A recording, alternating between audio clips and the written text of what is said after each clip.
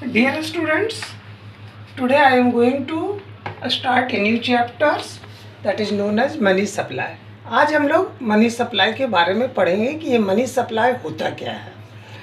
तो हम लोग जैसा जानते हैं कि इकोनॉमी को सूटेबल तरीके से चलाने के लिए करेंसी की ज़रूरत होती है। वह करेंसी हमारे इकोनॉमी में कितना मूव कर रहा है, कितना घूम रहा है।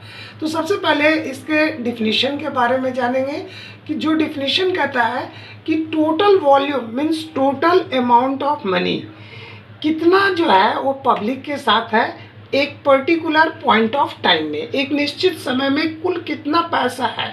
So definition says it is the total volume of money held by public at a particular point of time in an economy.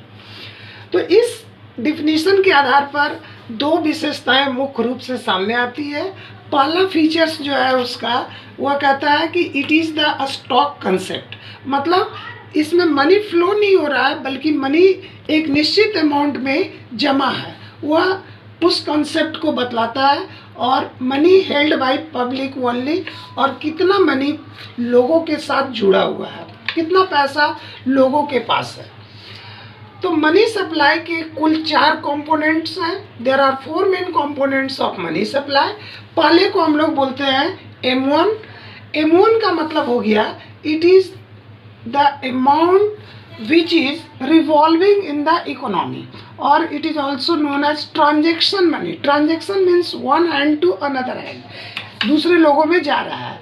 तो M1 का भी अपना कुछ पार्ट होता है, और वो 3 पार्ट होते हैं जिसको हम लोग C plus DD plus OD के नाम से जानते हैं।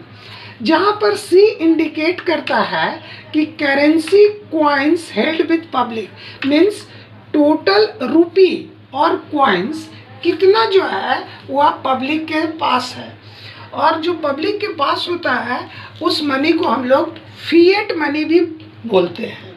मतलब C means currency and coins held with public, it is also known as fiat money. DD that is known as demand deposits. Demand deposits का मतलब हुआ कि जो पैसा हमने बैंकों में जमा किया और जब हमको ज़रूरत है तो हम उसको विड्रॉ कर सकते हैं और बैंक उसका पेमेंट करती है। Means DD means the deposited money which is withdrawn by the people, and OD that is the other deposits with RBI। तो RBI के पास भी कुछ पैसे कॉमर्शियल बैंक डिपॉजिट्स करके रखते हैं जो CRR के फॉर्म में होता है। उसके अलावा सभी प्रकार के लोन्स जो अपने देश में आते हैं, चाहे वह विदेशों से आए या दूसरे देश के सरकारों के द्वारा आए या दूसरे देश के सेंट्रल बैंक के द्वारा आए, वो सारा का सारा पैसा RBI के साथ जुड़ा होता है। हम लोग कुछ बैंक का यहाँ पर एग्जाम्पल ले सकते हैं, जैसे industrial development bank of India means IDBI। यह बैंक सबसे पहले कंस्ट्रक्ट हुआ था, बना था जो कारखानों को, जो फर्म को, इंडस्ट्रीज़ को लोन दे सके।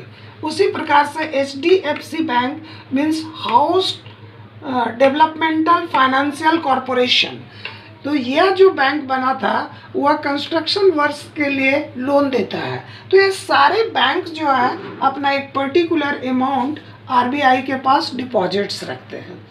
तो M1 के 3 कंपोनेंट हुए C plus DD plus OD। दूसरा कंपोनेंट मनी सप्लाई का जो होता है वह होता है M2। M2 जो है वह 2 चीज़ों को जोड़कर बना है, पहला M1 और दूसरा जो है कि कितना मनी पोस्ट ऑफिस में डिपॉजिट्स है। तो M2 का मतलब हो गया कि C plus DD plus OD plus saving deposits with post office.